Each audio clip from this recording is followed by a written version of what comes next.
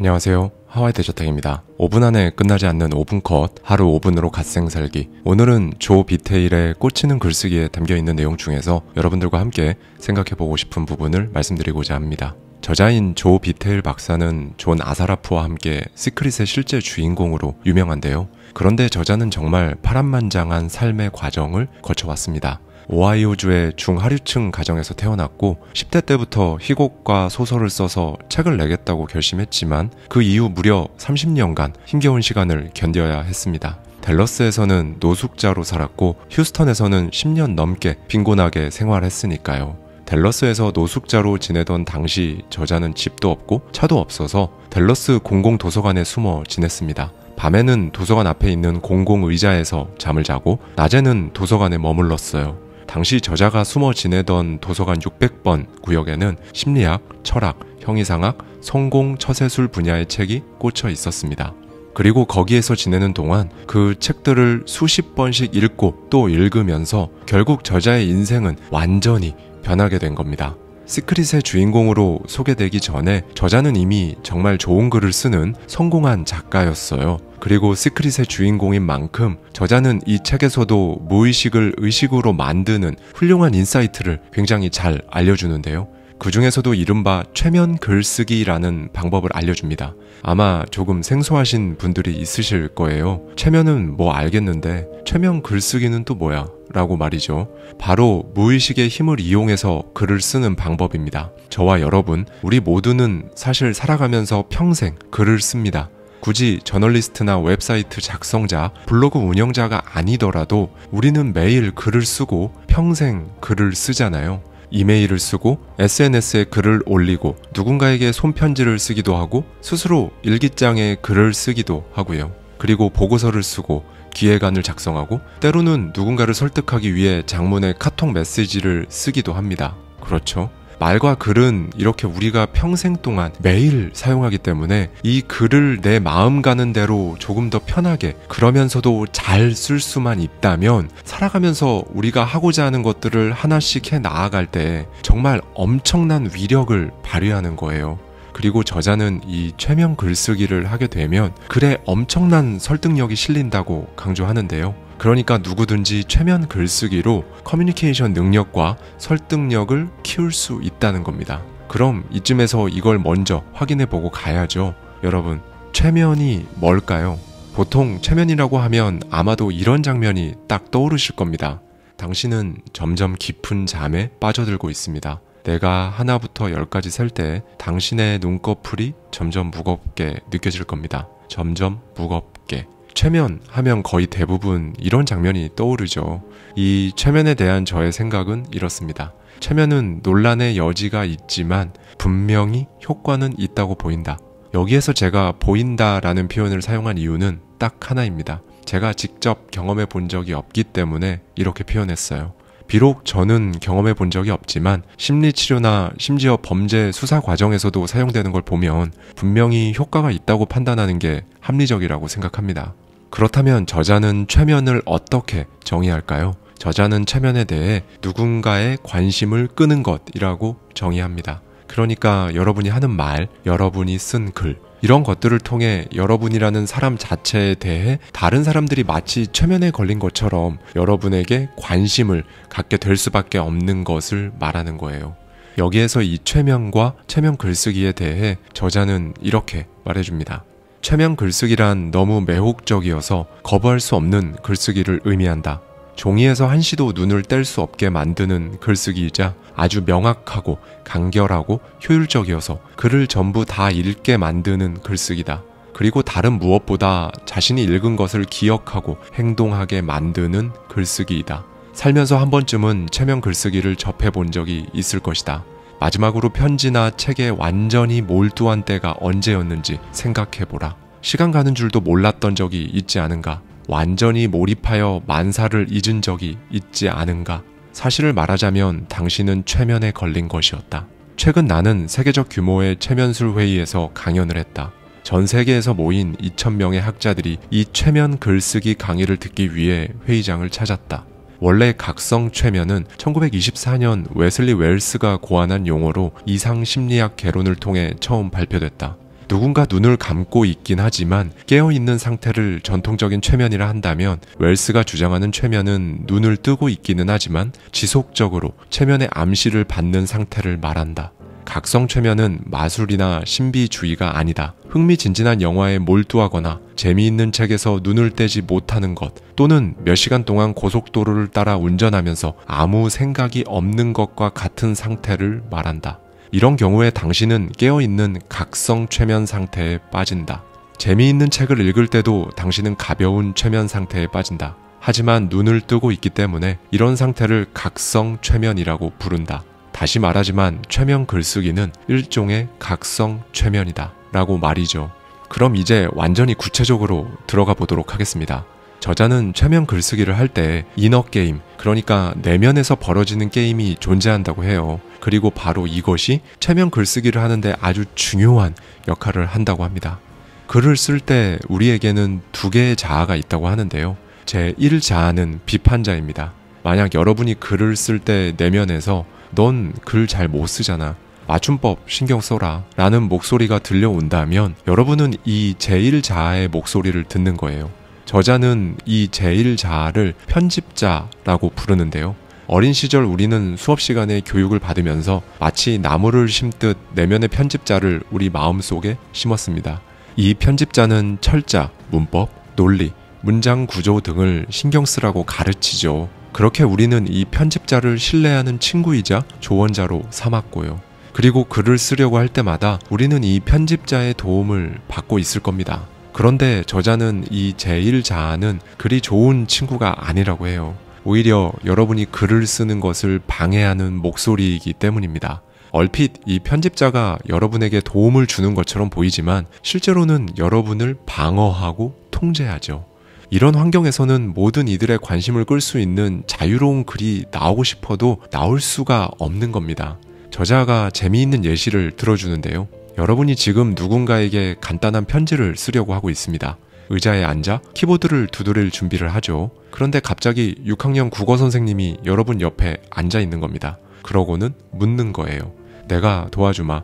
맞춤법에 맞게 제대로 썼니? 이 문장은 의미 전달이 잘 안 되는데, 이런 상황에서 글이 술술 잘 써지는 게 더 이상한 겁니다.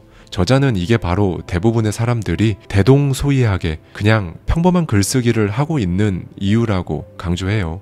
이렇게 감시를 받고 있으니까 말이죠. 마크 트웨인도 이런 말을 한 바 있습니다. 우리가 말할 때마다 가차없이 편집당한다면 이 세상은 어떻게 되겠는가 라고 말이죠. 흥미로운 건 저자는 자기 강의에서 이걸 실제로 실험하기도 했습니다. 강의 참가자들을 2인 1조로 짝을 지어서 한 명은 의자에 앉고 다른 한 명은 일어서게 한 거죠. 앉아있는 사람은 뭔가를 적습니다. 그러면 서 있는 사람은 처음부터 끝까지 그 글을 판단하는 거예요. 이런 상황에서 제대로 된 글을 쓴 사람은 아무도 없었다고 합니다.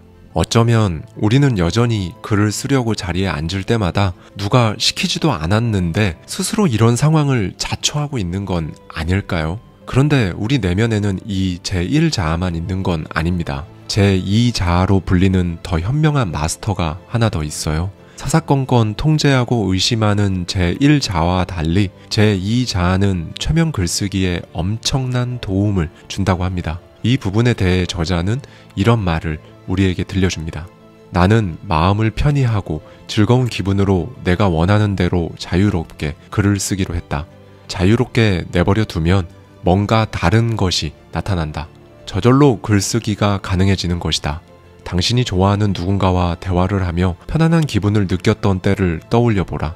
머릿속에 저절로 떠오른 단어들이 술술 입 밖으로 나오지 않았는가?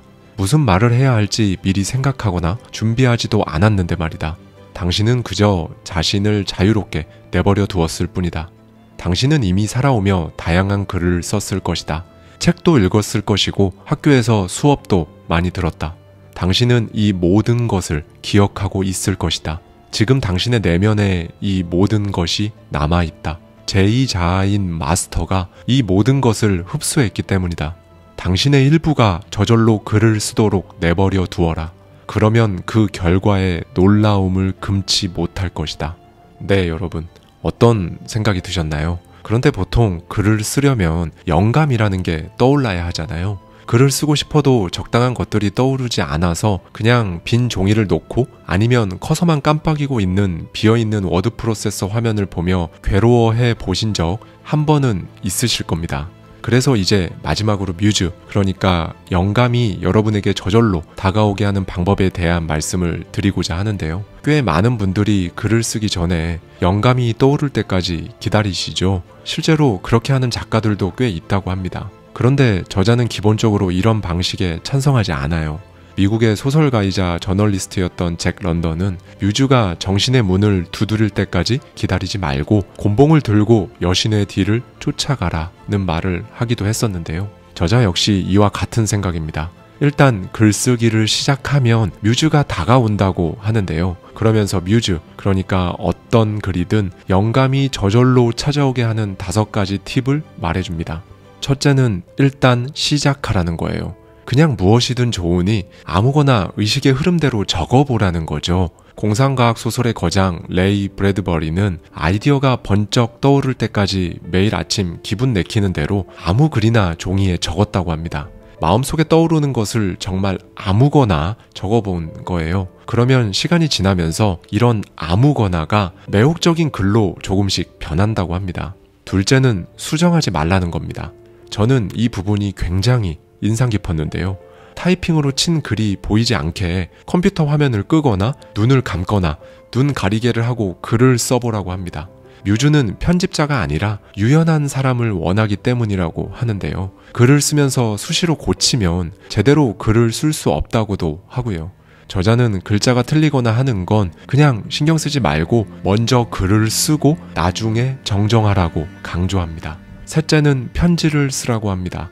온라인에 올리거나 어딘가에 기고하는 글보다 친한 친구에게 보내는 편지가 훨씬 쓰기 쉽잖아요. 그건 편지가 우리에게 더 친숙하고 사적이며 명확한 의미를 담고 있기 때문입니다. 그리고 저자는 이렇게 사적인 편지를 쓸 때 최면 글쓰기가 자주 등장한다고 강조하고요. 누군가 대중을 대상으로 글을 쓸 경우에는 남의 이목을 의식할 수밖에 없으니까요. 그래서 이렇게 되지 않기 위해 사적인 편지를 쓰듯이 글을 써보라고 제안합니다. 너무 감성적인 부분은 나중에 지워버리면 되니까요. 이렇게 하면 어느새 꽤 괜찮은 글 한 편이 완성되어 있을 거라고 합니다. 넷째는 길잡이 단어를 이용하라는 거예요. 예를 들면 이런 단어들입니다. 왜냐하면, 그리고, 혹은 같은 단어들이죠. 왜 우리가 글을 쓰다 보면 딱 막히는 지점이 있잖아요. 그때 이 단어들을 사용해 보는 겁니다. 그러면 이 단어가 다음 문장으로 이어지는 연결고리 역할을 한다는 거예요. 제가 예를 들어 말씀드리면 이런 겁니다. 하와이 대저택의 오븐컷 영상은 이름은 오븐컷인데 5분 안에 끝나지 않는다. 그 다음에 머릿속에 딱히 그 다음 말이 떠오르지 않는다면 방금 말씀드린 길잡이 단어를 일단 넣어보는 거예요. 하와이 대저택의 오븐컷 영상은 이름은 오븐컷인데 5분 안에 끝나지 않는다. 왜냐하면 5분이라는 시간은 생각보다 너무 짧아서 구독자님들께 전해드리고 싶은 내용을 모두 담을 수 없기 때문이다. 이런 식인 겁니다. 마지막 5번째는 긴장을 풀으라는 거예요. 글을 쓰기 전에 펜을 내려놓고 기지개를 켜보세요. 눈을 감고 심호흡을 해보시는 겁니다. 한없이 간단한 이 동작만으로도 기분이 꽤 홀가분해지셨을 거예요. 위대한 재즈 연주자 찰리 파커는 이런 말을 했었죠. 색소폰을 연주하지 마라. 색소폰이 당신을 연주하도록 내버려 두라. 저자는 글쓰기라고 해서 막 특별히 다른 건 하나도 없고 그냥 똑같다고 강조합니다. 글을 쓰지 마라. 글이 저절로 써지도록 내버려 두라. 이 의미를 곱씹어 보길 바란다 라고 말이죠. 네, 여러분, 오늘은 이걸 꼭 기억해 주셨으면 좋겠습니다. 완벽하려고 하지 마십시오. 왜냐하면 완벽하다는 건 원래 없는 거니까요. 우리는 집안에 드라이기나 고데기가 어디에 있는지 알 수 있지만 완벽함은 어디에 있는지 알 수가 없습니다. 빈센트 반 고흐의 명작 별이 빛나는 밤은 뉴욕 현대미술관에 있고 미켈란젤로의 천지창조는 바티칸에 있는 시스티나 소성당 천장에 있다는 걸 알죠. 그런데 완벽함이라는 건 그 어디에도 없습니다. 원래 없어요. 그런데 없는 걸 쫓으려고 하니 못하겠다는 생각이 드는 겁니다. 이건 글쓰기뿐만 아니라 그냥 우리 삶에 일반적으로 적용시킬 수 있어요. 실제로 엄청나게 많은 작가들이 프로젝트를 시작했다가 글이 마음에 들지 않아서 중도에 그만두고 파일 속에 처박아 두거나 수정 작업에만 수개월, 심지어 수년을 보내기도 합니다. 우리도 마찬가지죠. 무언가를 하려고 할 때 실수가 있으면 안 되는데 계획대로 안 되면 어떡하지? 이건 완벽하지 않으면 소용이 없는데 라는 생각을 셀프로 막 먼저 하고 포기하고 시작하지 않으며 심지어 스스로를 가혹하게 자책하기도 하잖아요. 글을 쓰실 건가요? 무언가를 계획하고 준비하고 계신가요? 아니면 혹시 어떤 목표를 위한 시작을 하려고 하시나요? 그 시작을 하십시오. 하면서 완벽해지면 됩니다. 오늘은 이 부분에 대해 한 번쯤 생각해 볼 수 있는 하루가 되셨으면 좋겠습니다. 감사합니다. 지금까지 하와이 대저택이었습니다.